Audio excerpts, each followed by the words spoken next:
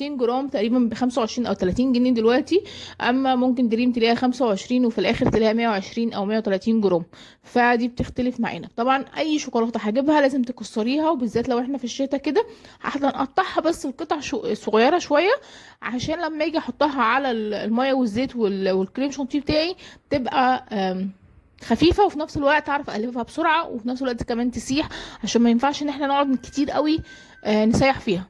طبعا انا خدت الميه والزيت والكريم شانتيه حطيته على النار لحد بس ما يبدا ياخد كده اول غلوه، وبعد ما بيغلي بالشكل اللي انتوا شايفينه ببدا انزل عليها على طول الشوكولاته. في المرحله دي يا ريت ما تبعدوش خالص عن النار، هتفضلوا تقلبوا بالشكل اللي انتوا شايفينه.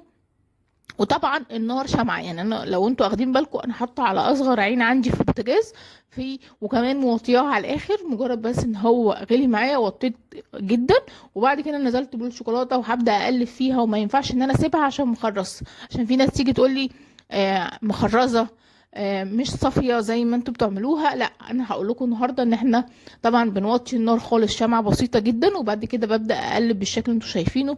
انا طبعا مش ببعد عنها اصلا، انا مجرد ان انا بفضل اعمل كده بالشكل ده لحد ما احس ان هي خلاص كلها ساحت. طبعا بشيلها من على النار واسيبها على الرخامه بتاعتي لحد ما تبرد، وساعتها ببدا استخدمها عادي جدا. خلاص. في طريقه تانية